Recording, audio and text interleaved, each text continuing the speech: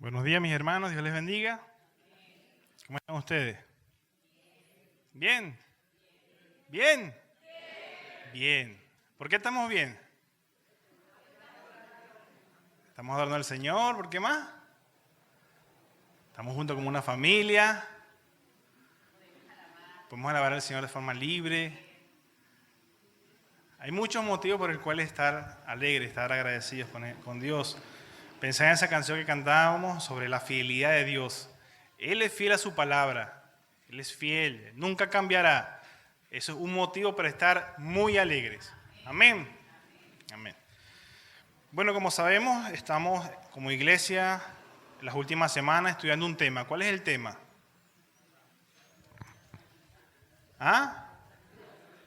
La santidad del creyente, ¿no? Santidad del creyente. Obviamente la santidad tiene que ver con el rechazo hacia el pecado, ¿cierto? Yo pensaba en esto, de por qué los creyentes pueden rechazar al pecado, o por qué lo rechazan. Y venía a mi mente me imaginaba algunos eventos. Usted puede rechazar el pecado porque puede ver el pecado como romper una regla, como pasarse el semáforo en rojo, hacer una vuelta en U donde no debería. Porque puede ver el pecado como con un temor de que si peca, pierde su salvación. Puede pensar alguien así. Puede ver el pecado como algo que hiere a otra persona. Y me hacía la pregunta, ¿no? Me hacía una pregunta. ¿Qué es más difícil? ¿Pagar una multa por comerse un semáforo o sanar un corazón que hemos roto? ¿Qué es más difícil? Sanar un corazón que hemos roto. ¿Por qué?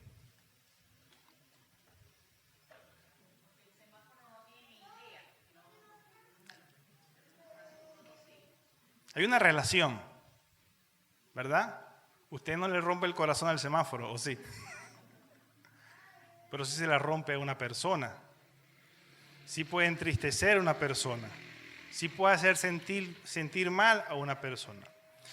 Y justamente este es el tema que vamos a estudiar hoy. El apóstol Pablo nos habla de que muchas veces nosotros vivimos la vida cristiana como si estuviésemos viviendo un tránsito, cumpliendo leyes de tránsito espirituales, preocupados por romper reglas o multas. Por hoy vamos a descubrir que el pecar, el vivir una vida contraria a la santidad que el Señor nos llama, va más relacionado a crear una herida en un corazón que nos ama. Yo te invito a abrir tu Biblia en el capítulo 4 de Efesios, y aunque nos vamos a centrar en el versículo 30, vamos a revisar en su contexto, del versículo 25 al 32. Efesios 4, del 25 al 32. Cuando lo tengan, un fuerte amén para leerlo juntos.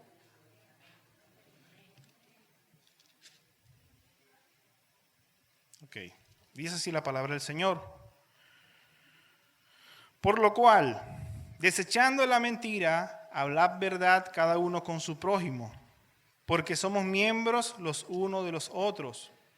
Airaos, pero no pequéis. No se ponga el sol sobre vuestro enojo, ni deis lugar al diablo. El que hurtaba, no hurte más, sino trabaje haciendo con sus manos lo que es bueno, para que tenga que compartir con el que padece necesidad. Ninguna palabra corrompida salga de vuestra boca, sino la que sea buena para la necesaria edificación a fin de dar gracia a los oyentes. El 30. Y no contristéis al Espíritu Santo de Dios, con el cual fuisteis sellados para el día de la redención. Quítense de vosotros toda amargura, enojo, ira, gritería, maledicencia y toda malicia. Antes, sed benignos unos con otros, misericordiosos, perdonándoos unos a otros, como Dios también nos perdonó a vosotros en Cristo. Amén. Amén. Esta carta, la carta de los Efesios, como ya muchos sabemos, fue escrita por el apóstol Pablo desde la prisión en Roma, aproximadamente en el año 62 después de Cristo. Y tiene como destinatario a estos hermanos, a los hermanos que se encontraban en la iglesia allá en Éfeso. Éfeso era una ciudad allá en Asia Menor, una metrópoli famosa por albergar en él al templo a la diosa Diana. Era un templo donde había magia, cultos paganos, inmoralidad, oscurantismo, una sociedad totalmente pervertida de espaldas a Dios. Y Pablo se dirige a una iglesia mayormente compuesta por gentiles. Gentiles, como sabemos, son personas que no son judíos, personas que no forman parte de ese linaje y que estaban familiarizados con esta maldad, este pecado, esta idolatría que se presenciaba en Éfeso. Y él los llama porque, primero, Pablo le escribe esta carta a creyentes, a cristianos. No le escribe a personas que no conocen de Dios. Le escribe a personas que conocieron a Dios y ahora forman parte del cuerpo de Cristo. Cuando revisamos este libro, esta carta a los Efesios, vamos a encontrar que se encuentra dividida en dos partes. Prácticamente los primeros 3 capítulos habla acerca de nuestra identidad, de nuestra posición, de quiénes somos ante Dios, de cómo logramos estar allí en esa posición. Y los últimos 3 capítulos vamos a revisar que se trata de cómo debe actuar una persona que tiene esta nueva posición o esta nueva identidad. Vamos a ver que se repiten palabras como cambiarse, quitarse, ponerse ropas nuevas, quitarse ropas viejas. Forma parte de la enseñanza que el apóstol Pablo trae a la iglesia de Éfeso y que también sigue siendo vigente para todos nosotros. En el capítulo 4, donde nos encontramos nosotros, nos encontramos entonces cómo debe vivir una persona que tiene una identidad diferente, cómo debe vivir una persona que ha nacido de nuevo. Y yo he dividido esta enseñanza en 3 principios. El principio número 1, que lo encontramos en la parte A del versículo 30, dice de la siguiente manera: debemos rechazar el pecado para no entristecer al Espíritu Santo. El versículo 30 dice: y no contristéis al Espíritu Santo de Dios. Y hay algunas verdades teológicas que se desprenden de este versículo. Hay al menos 3 verdades que yo he conseguido. Primero, para contristar a alguien, en este caso al Espíritu Santo, el creyente tuvo que haber hecho algo. Y es lo que hemos revisando en el contexto. Dejar de hacer, y muchas de estas cosas son relacionadas con el pecado. Entonces, una verdad que encontramos aquí es que el creyente es capaz de pecar, pero está llamado a no hacerlo. Tenemos la posibilidad de hacerlo. Usted puede mentir, puede robar, puede irarse de manera descontrolada, puede hacer maldad. Pero el apóstol Pablo nos dice: no lo hagas, no lo hagas. Aunque somos nuevas criaturas, todavía habitamos en un cuerpo de carne que lucha contra el espíritu, contra nuestras concupiscencias. El apóstol Juan, ahí en su primera carta, lo dice de la siguiente manera: hijitos míos, estas cosas os escribo para que no pequéis, no pequéis. Y si alguno hubiere pecado, abogado tenemos con el Padre. Entonces, primero, esta capacidad para fallar que tiene el creyente no debe ser una excusa para pecar. Yo pequé porque podía pecar. No, hermano. No. Si decidiste pecar, fue porque lo quisiste hacer. ¿Por qué? Porque ya nosotros, no me quiero adelantar, no me adelanto todavía. Pero si hay un llamado a que si llegamos a pecar, Dios es misericordioso y es nuestro abogado si pecamos, lo que dice 1 Juan. Pero sí es un llamado a no autocomplacer esa concupiscencia, ese deseo de hacer lo malo. Un llamado a estar vigilante. Sé que puedo pecar, En las decisiones que tomo en mi día a día, sé que puedo pecar. Debo estar vigilante entonces en que mis decisiones no me lleven a pecar, porque no debo hacerlo. Estoy llamado a no hacerlo. Los creyentes no somos inmunes a la tentación, aquí es donde les voy a decir, pero sí tenemos el poder y la responsabilidad de decir no.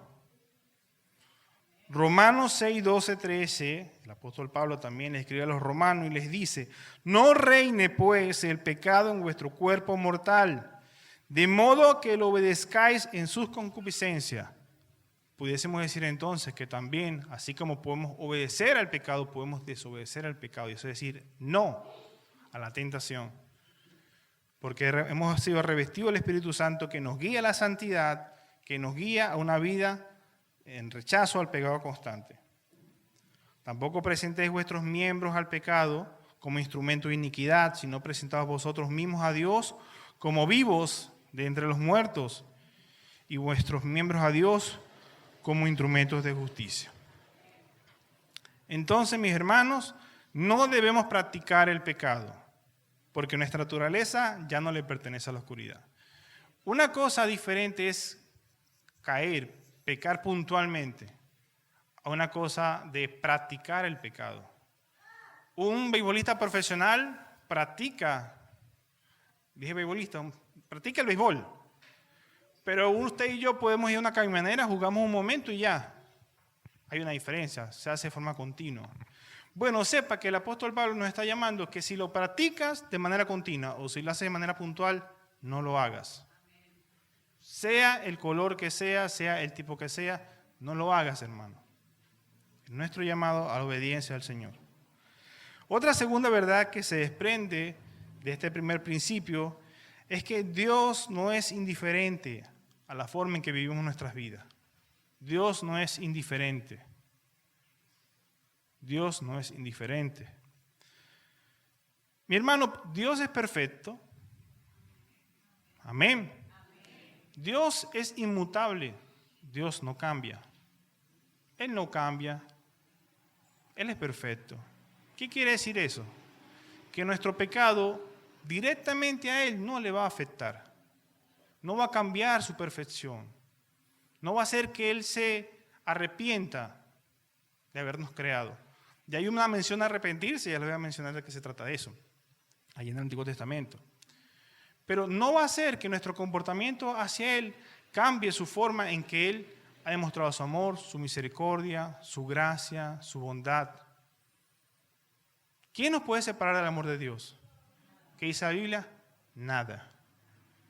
Ni lo alto ni lo profundo, nada. Ni nuestra maldad, nada. Si somos sus hijos, si somos de Él, nada de lo que hagamos puede transformarle. En Él no hay mudanza ni sombra de variación, lo que dice Santiago 1:17. Y Él mismo declara: porque yo Jehová no cambio, Malaquías 3:6. Su perfección es absoluta, Salmo 18:30. Su soberanía, mi hermano, no se ve amenazada por nuestras fallas. Nuestras decisiones no van a cambiar su voluntad, lo que Él ha predestinado, nada. Sin embargo, en su infinita condescendencia, Dios elige revelarnos su corazón a través de lo que llamamos un lenguaje antropopático. El lenguaje antropopático tiene que ver con atribuir emociones humanas para que podamos comprender algún elemento de Dios. En este caso, la tristeza, que habla acerca del Espíritu Santo. Y cómo este pecado que nosotros hacemos le afecta a Él. No porque cambie, no porque mute, no porque ya no sea Dios o se sienta débil, no. Sino para que nosotros en nuestra mente humana finita podamos entender a qué se está refiriendo con eso. Así como decía en el Antiguo Testamento que se arrepintió, porque significa que hubo un cambio. Es la misma figura que hay aquí, para que nosotros podamos entender cómo Dios sintió eso. Es parecido al lenguaje antropomórfico, que tiene que ver con que a Dios se le atribuyen características humanas, el ojo de Dios, la mano de Dios, la espalda de Dios. El ojo, que algo está viendo, la mano, que algo está sosteniendo, la espalda, o que lo vieron de espaldas caminando. Entonces son formas de literatura para nosotros poder entender qué está intentando comunicar en este caso el autor, Pablo en este caso. Entonces, de esta forma nosotros podemos entender cómo él ve, siente ese pecado y que no es apático. No es apático a como nosotros estamos comportándonos. Porque sabe que el pecado trae consecuencias para nosotros, no para él. Porque sabe que el pecado destruye relaciones. Porque sabe que el pecado fue lo que nos separó de Dios allá en el Edén. Porque sabe que el pecado fue lo que hizo que el inocente Hijo de Dios, que nunca pecó, muriese como un culpable.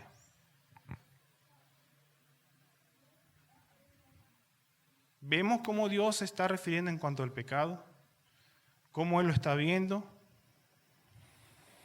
Cuando la Biblia dice que el Espíritu se entristece, no se refiere a que hayamos logrado quitarle su paz o que hayamos provocado debilidad en Él. No, sino que debido a su carácter que es santo, el Espíritu Santo de Dios, su reacción ante el pecado es el dolor y no la indiferencia. Dios nos presenta sus emociones no para mostrarnos su vulnerabilidad. Como les dije, Dios no cambia, no muta, no se afecta, no como Él como Dios, pero no es indiferente, sino para comunicarnos la gravedad de nuestra desobediencia y la profundidad de su compromiso con nosotros. Es lo mismo que Él hizo allá cuando envió a Jesucristo. Él ideó el plan de salvación. ¿Cómo iba a ser? Desde el inicio hasta el fin. Y envió a Jesucristo, quien no pecó, a cumplir ese plan de salvación, en el cual Él, siendo inocente, debía pagar por nosotros los culpables. Y aún dentro de ese plan hermoso, también está el hecho de enviar a su Espíritu Santo para guiarnos a nosotros en la santidad. Mi hermano, nuestras decisiones no cambian quién es Dios, pero sí afectan cómo nosotros experimentamos su presencia. Si nosotros pecamos, el Espíritu Santo se entristece y nosotros también, si somos de Dios, si somos llamados por Él, también deberíamos sentir tristeza. Si vivimos una vida ferviente, de gozo, de búsqueda constante, el Espíritu Santo está gozoso y nosotros también deberíamos estarlo. Ahí experimentamos la forma en que su Espíritu se relaciona con nosotros. Una tercera verdad que encontré en este primer principio habla de que el pecado entristece a la tercera persona de la Trinidad. Mi hermano, el Espíritu Santo no es una fuerza ni una energía impersonal, como algunos los mencionan, como un poder. No, Él es la tercera persona de la Trinidad. Mateo 28:19 dice, bautizarlos en el nombre ¿de quién? Del Padre, primera persona. ¿De quién? Del Hijo, segunda persona. ¿Y del Espíritu Santo, la tercera persona de la Trinidad, poseedora de intelecto, de voluntad, como vemos aquí también, de afectos. Una fuerza, un rayo que caiga que es una fuerza eléctrica, no tiene eso. No tiene personalidad, no tiene voluntad, no tiene intelecto, no tiene afectos. El Espíritu Santo es la tercera persona de la Trinidad y su función en nosotros, los creyentes, es consolar permanentemente. Allá en Juan 14:16 los discípulos se pusieron tristes porque Jesús se iba y Él les dijo, es necesario que yo me vaya para que les envíe el Consolador, que estará con vosotros y lo guiará a toda verdad. Él es el Consolador. Él nos guía hacia toda verdad, dice en Juan 16:13 también. Y Él es el agente activo de nuestra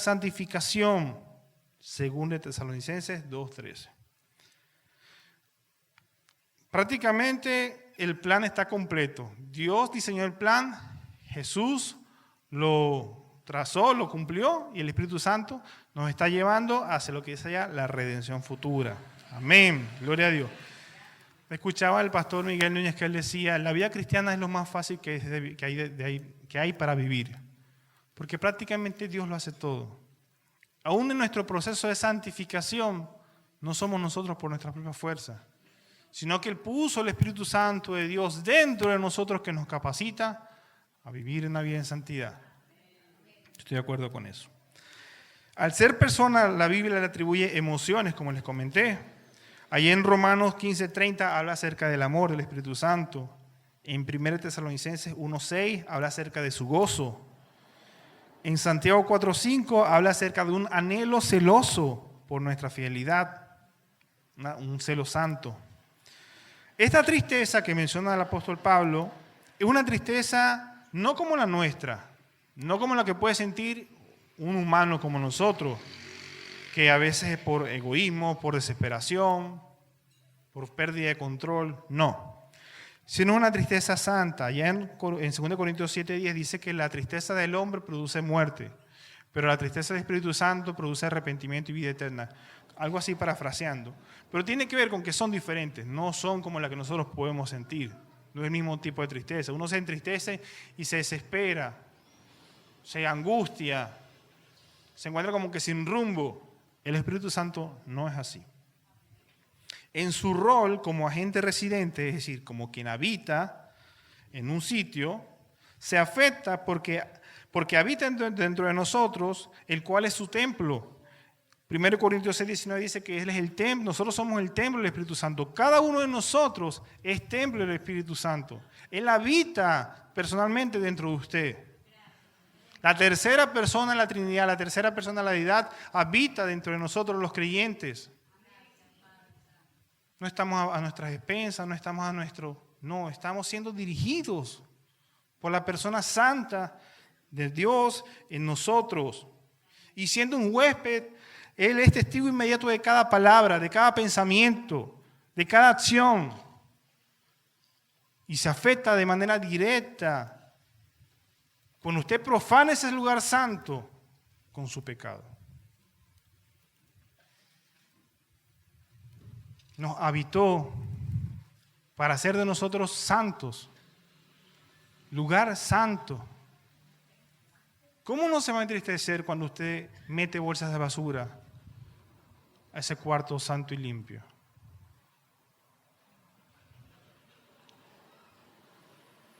Recordaba en este sentir del Espíritu Santo hacia nosotros que somos sus hijos, que somos su cuerpo, somos su pueblo, que se entristecía. Y automáticamente la mente se fue allá a Jesús, cuando en la casa de su padre había convertido una casa de oración ¿en qué? En una cueva de ladrones. Y Jesús se molestó y sacó el látigo y rompió las mesas. Aquí muestra una emoción diferente, que es ira. Y es la ira preparada para aquellos que no creen. Es la ira preparada para aquellos que rechazan. Es la ira preparada para no nosotros. Nosotros no somos el recipiente de esa ira, porque somos suyos. Somos de Dios. Y es una gran diferencia. Dese cuenta que no dice que el Espíritu Santo se molesta con nosotros cuando pecamos. Ni que el Espíritu Santo nos va a castigar porque pecamos.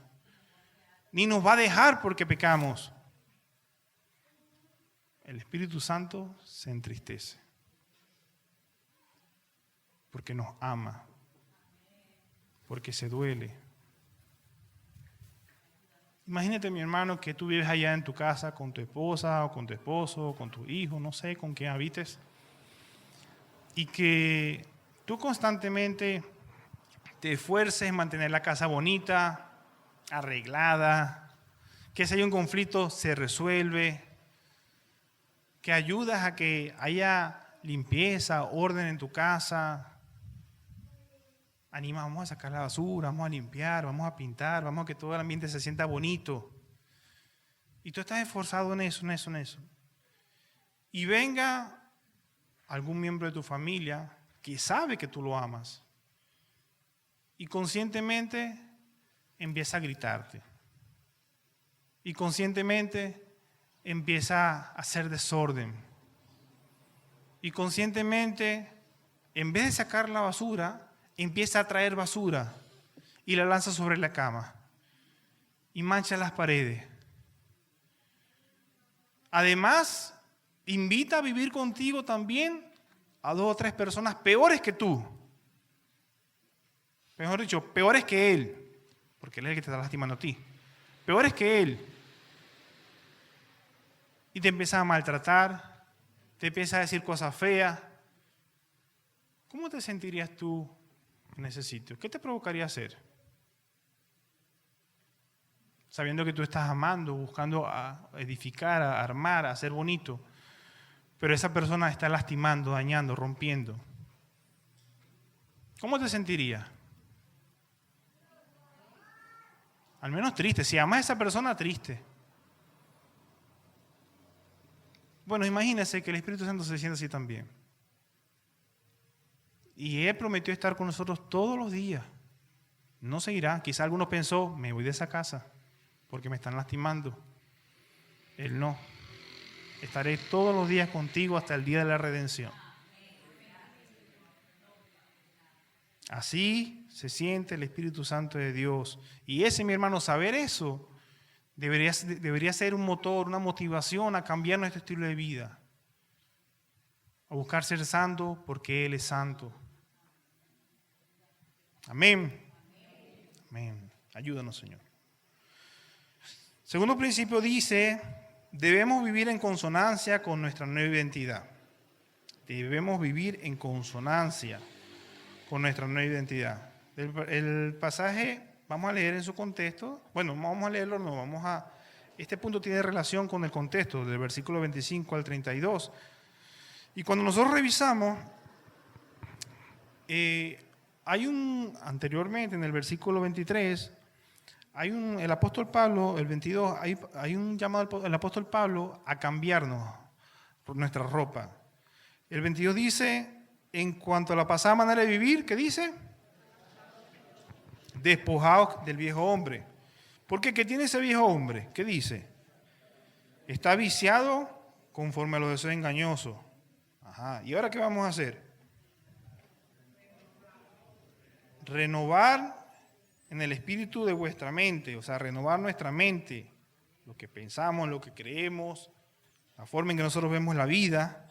Y después dice, y vestidos del nuevo hombre, creado según Dios en la justicia y santidad de la verdad.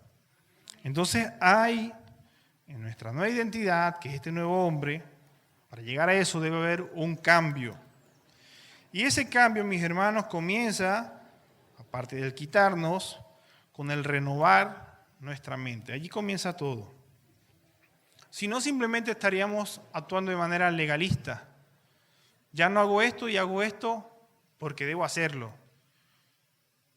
Y no, la vida cristiana no se vive porque debemos hacerlo. Hay motivos del corazón que la palabra nos muestra. Entonces, esta renovación o esta santificación es un proceso que se desarrolla de adentro hacia afuera, desde nuestra mente hacia nuestro comportamiento. Los creyentes hemos recibido una nueva identidad, ¿cierto? ¿Quiénes son nuevas criaturas? Todos nosotros. Y para que se haga evidente esos cambios, que son evidentes, entonces primero debemos renovar nuestra manera en que pensamos, nuestra manera de ver la vida, ver el mundo a través de los ojos de Jesús. Y esto, mis hermanos, va más allá de solo acumular información bíblica. Usted puede ir a primeros principios, puede copiar todos los sermones de todos los domingos, puede ir a todos los devocionales que consigue, los puede leer y acumular y acumular y acumular. Pero eso no es renovar su mente. Eso no es renovar su mente. El proceso de la transformación, de la renovación de la mente, viene cuando todas esas cosas que usted aprende, usted empieza internamente a evaluar su sistema de pensamiento, las cosas que cree, las cosas que dice, su filosofía de vida. Ya no hablar mentiras, sino hablar verdad. No es literalmente solo no mentir, sino cómo estoy viviendo, estoy siendo honesto, en mi comportamiento? ¿Estoy diciendo medias verdades, medias mentiras? ¿Cómo debo actuar en tal situación? Al punto de que esas filosofías que veníamos del mundo, esa ropa vieja empieza a ser quitada en todos los aspectos de nuestras vidas, en todos los aspectos de nuestras vidas. En la relación con nuestros esposos, en la relación con nuestras esposas, en la relación con nuestros hijos, en la relación con nuestros padres, en la relación con nuestro trabajo, en la relación con nuestros empleadores, en la relación con nuestros vecinos, en todas nuestras áreas de nuestras vidas. Allí está el llamado a renovar nuestra mente. Por eso es que usted ve aquí el énfasis siempre en la iglesia, en los primeros principios, en los pequeños discípulos, y que haya una transformación de nuestro intelecto, una transformación de nuestra forma de ver el mundo, de nuestra forma de ver la vida, que sea impregnada, saturada por los principios de Dios encontrados en su palabra, que sature cada esfera de nuestra vida. La intención de esto es que el Espíritu Santo aquí funcione como un sistema de alerta temprana cuando se aproxima una tentación o una situación donde posiblemente podamos pecar. Y Él te haga sensible a esa situación y te da una alerta como que, oye, cuidado, hay algo que aquí no está muy claro, pendiente. El cristiano, a diferencia del mundo que no conoce al Señor, ve el pecado y se alerta. Ve la posibilidad de pecar y se alerta. El ser humano que no conoce a Dios, el pecado le resbala, discúlpenme la palabra, o simplemente lo ignora, o no le importa, o no se siente mal cuando lo hace. Lo normaliza, es algo normal, pero en el creyente no debe ser así. En el creyente lo normal es ser como el Hijo amado en quien Dios se complace. Eso es lo normal. Ser como Cristo. Eso debe ser lo normal para nosotros. Entonces ese Espíritu Santo activa una alerta que te dice, hey, cuidado, que esa mentirita blanca o ese comentario sarcasmo que quieres decir, no debes hacerlo, porque no es cónsono con la persona que eres ahora. Y ahora genera una incomodidad divina. Y esa falta de paz o ese sentimiento es la señal de que el Espíritu Santo está cuidando lo que ahora somos. Oye, cuidado. No ensucia las ropas blancas que Jesucristo te ha dado. Eso te va a manchar. No lo hagas. Entonces, ahí está el llamado. Porque si debemos vivir en consonancia con nuestra nueva identidad, debemos dar evidencias de una nueva vida, de una nueva naturaleza, cambios notorios en nuestro ser. Deberían ser visibles, mi hermano. Jesús decía, por su fruto lo conoceréis, porque empezará a echar frutos. Si tú eras antes hijo de este mundo, de Satanás, de la oscuridad, tus frutos iban a mostrar eso, maldad, pecado. Pero si eres hijo de Dios, tus frutos deberían mostrar ¿qué? Amor, paz, paciencia, benignidad, que es el fruto del Espíritu Santo en nosotros. Eso debería ser evidente. Entonces, la renovación posterior a la transformación de nuestro entendimiento tiene que ver con una transformación en nuestra conducta. Usted ve que ahí el pasaje nos deja muy claro en el versículo 25 que dice. ¿Quién me ayuda? El versículo 25.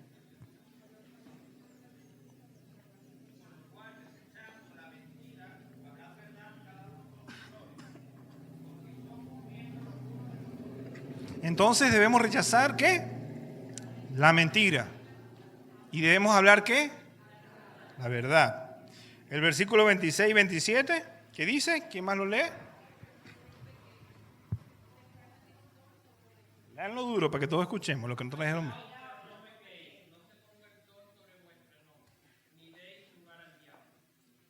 Hay una opción de que podemos airarnos. Airarse sola no es mala, no es pecado, no es pecado. El tema es cómo controlamos esa ira. ¿Qué hacemos con esa ira? En medio de esa ira le damos lugar al diablo, que es lo que nos dice el pasaje. O dominamos esa ira a través de ese fruto del Espíritu que habla de dominio propio.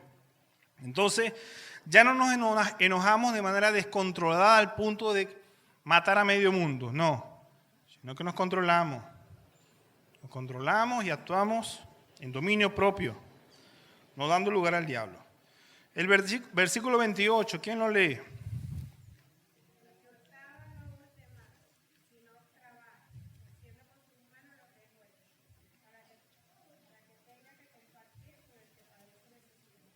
Ok. Si antes usted buscaba una forma sigilosa de llevarse algo, una ganancia deshonesta, ya no será así. Si usted quería, no, pero que de aquí puedo, si compro a Paralelo y vendo a BCB, voy a sacar. Bueno, no sé, usted entiende el punto. No tanto en la forma en que maneja las finanzas, sino lo que hay detrás. Que dice el Espíritu Santo, hey, eso no está bien, por ahí no es. Entonces, ya antes tú robabas, buscabas sacar algo que no era tuyo. ¿Ahora qué? Ahora trabajas y con el sudor de tu frente te ganas el pan diario. ¿Para qué? ¿Qué dice el pasaje?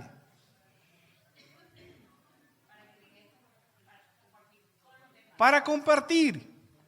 Antes robabas a tu prójimo, ahora compartes con tu prójimo. Ahí está el contraste bien marcado. ¿Y el 29 qué dice?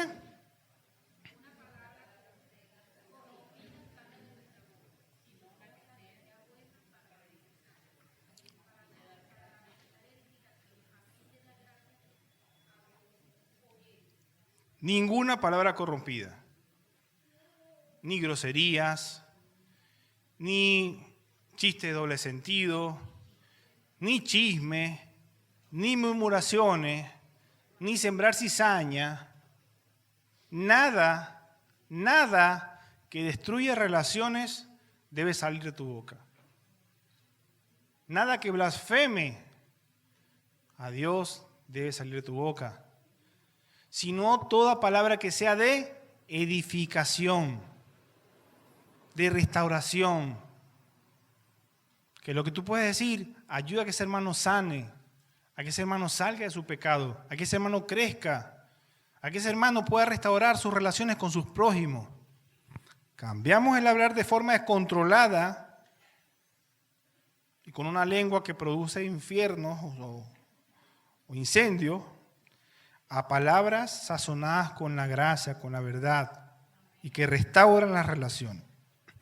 Entonces, como observamos, la evidencia de la nueva naturaleza se traduce en cambios de hábitos pecaminosos y destructivos por hábitos sanos y edificantes. Esto debería ser evidente. El creyente debe vivir en coherencia, siendo santo porque somos santos. Debemos vivir rechazando el pecado, vivir en santidad. Es lo que se espera de alguien que tiene una identidad renovada. Hermanos, no es coherente decir que somos hijos de Dios, pero que nuestros actos reflejan que somos hijos del diablo. No es coherente. No es coherente decir que somos hijos de Dios y la gente que te ve y dice, ese vecino, no, que ese vecino es difícil. No me gusta hablar con esa persona es conflictiva, es problemática. No. ¿Y eso qué es cristiano? ¿Han escuchado esa frase? Lamentablemente, eso pasa porque esto no se cumple. Personas que dicen ser creyentes actúan como un no creyente, como una persona que no conoce a Dios. Entonces, debemos ser coherentes. Mis hermanos, hay creyentes que viven anhelando estar en el cielo, el lugar más santo, donde habita la presencia del Santo, Santo, Santo. Pero viven como si disfrutaran del pecado, como que si les gustara practicarlo diariamente. No es coherente. ¿Seguro que quieres ir al cielo, al lugar más santo, si te encanta pecar? ¿Seguro? Tu comportamiento en tu vida diaria demuestra que anhelas el día de la redención final. Yo vivo el día a día como quien anhela ese día final. Ese día donde ya todo esto pasará, donde ya no habrá este cuerpo de muerte que constantemente nos lleva a pecar, sino que tendremos cuerpos glorificados, santos. Anhelas ese día. Te entristeces, te duele cuando pecas, cuando le fallas a Dios. El tercer principio dice de la siguiente manera: la seguridad de la salvación debería ser una motivación para vivir en santidad. La seguridad de la salvación debería ser una motivación para vivir en santidad.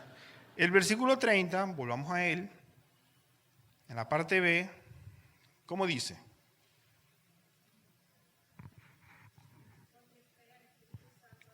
Ajá. Con el cual fuiste sellados para el día de la redención. El apóstol Pablo afirma: somos personas selladas para el día de la redención. En el mundo antiguo, este término usado para referirse al sello, muy común justamente en Éfeso, que era un pueblo donde había mercado y cuestiones, era muy común referirse al sello para evocar o referirse al menos a tres cosas. El sello indicaba propiedad, indicaba autenticidad e indicaba protección contra cualquier alteración externa.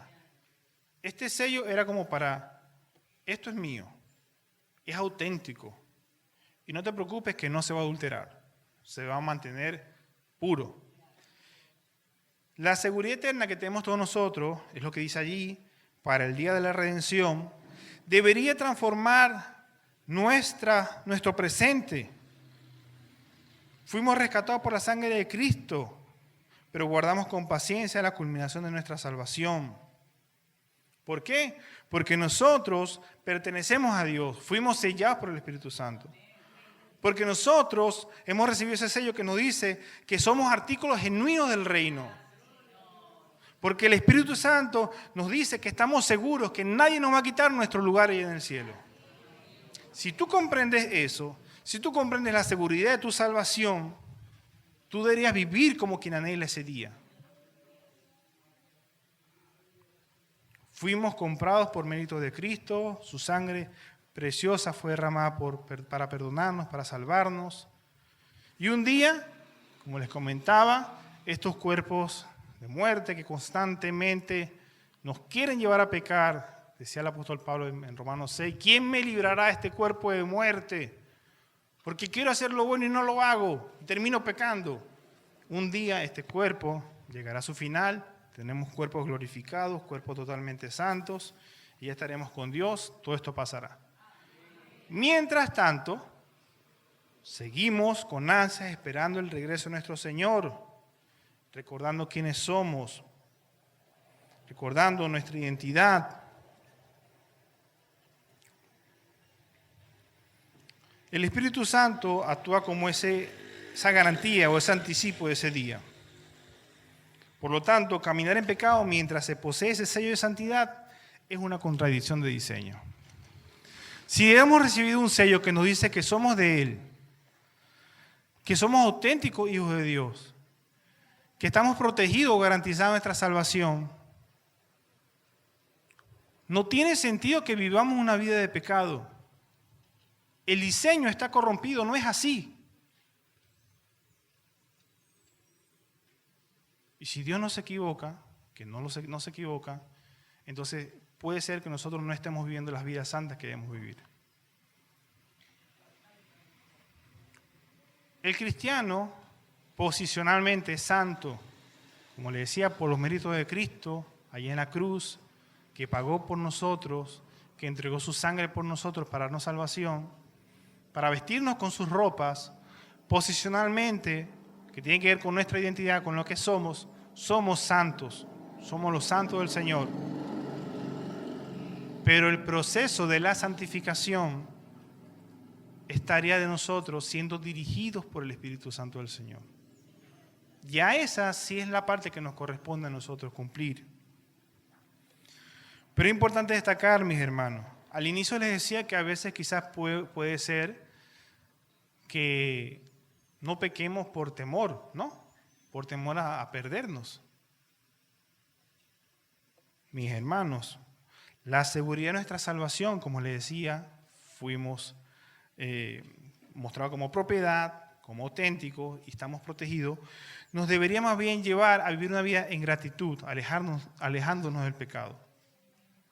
No porque lo podamos perder, Pero tampoco yéndonos al otro extremo, que decimos, bueno, si no me voy a perder, voy a perseverar en el pecado para que la gracia abunde.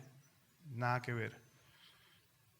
Allí en Romanos 6, justamente Pablo les dice, ¿perseveraremos en el pecado? De ninguna manera. Hermano, ¿perseveraremos en el pecado? De ninguna manera. Somos santos.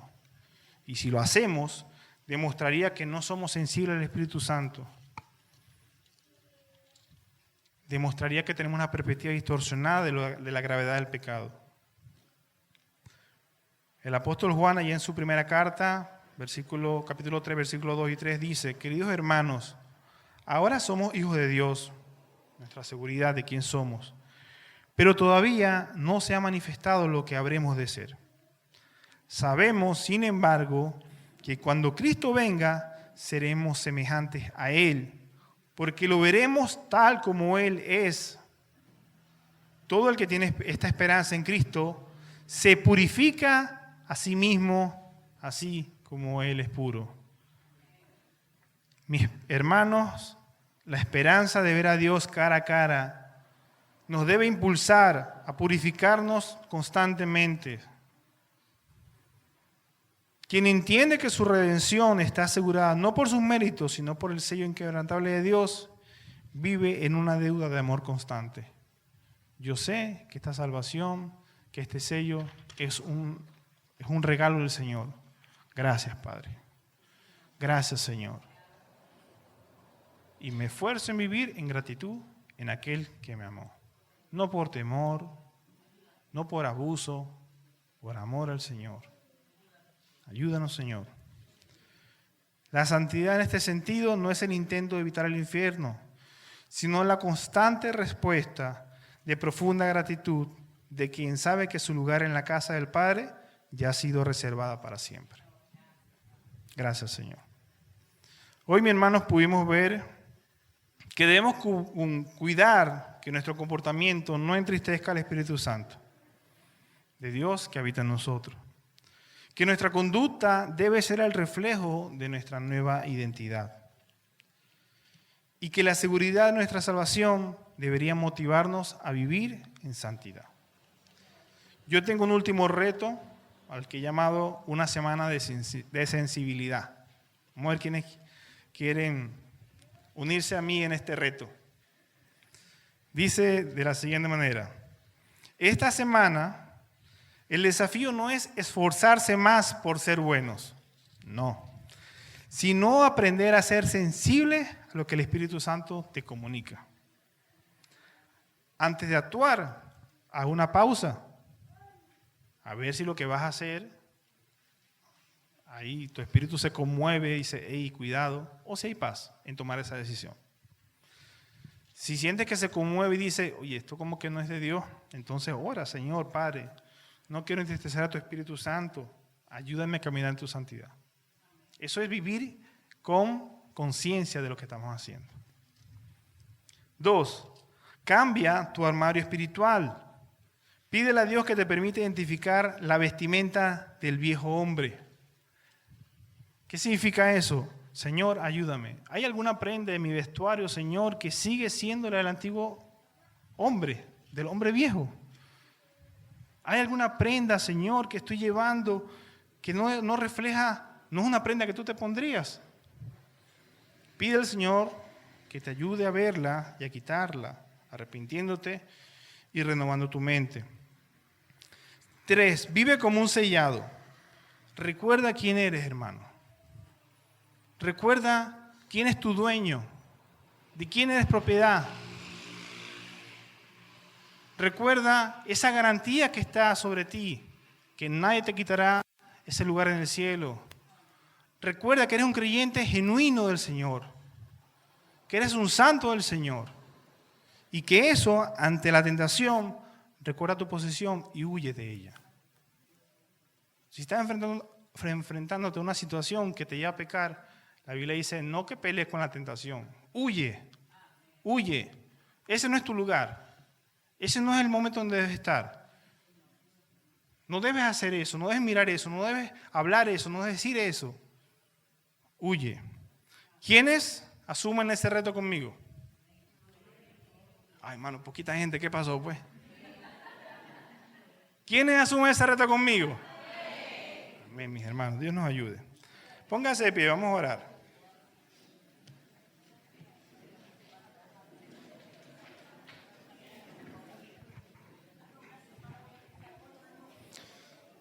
Oremos. Señor, te damos gracias por tu palabra, Señor. Te damos gracias porque nos refleja que tú no eres un Dios distante, sino que habitas en nosotros. Un Dios que vemos en tu palabra se duele, se entristece cuando hacemos cosas que no te agradan, Señor. Perdónanos, Señor, por las veces que te hemos ignorado, Señor. Que tu Espíritu Santo nos alerta, nos avisa de algo que está mal y nosotros perseveramos en hacerlo, Señor. Perdónanos porque hemos herido tu corazón, Señor. Hemos herido tu espíritu, Señor, con nuestra negligencia, con nuestro comportamiento, Señor. Ayúdanos, Señor.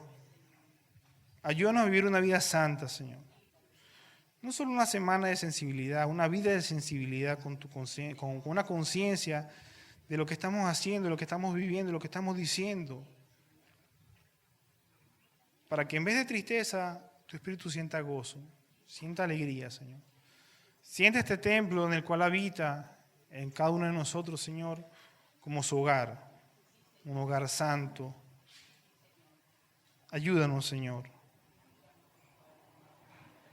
Gracias, Padre, porque en tu palabra constantemente nos llamas a esto, Señor, a vivir en santidad, a ser santo porque tú eres santo, Señor.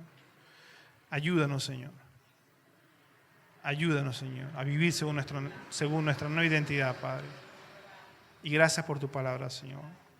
Gracias por tu Espíritu Santo, Señor. Gracias por tu Hijo amado, Señor, que nos mostró el camino, nos enseñó la verdad, Señor. Hoy queremos vivir en agradecimiento a ti, Señor. Bendito sea tu nombre, Señor, por siempre y para siempre. Gracias por tu palabra, Señor. Ayúdanos, Señor, te lo pedimos en el nombre de Jesús. Amén.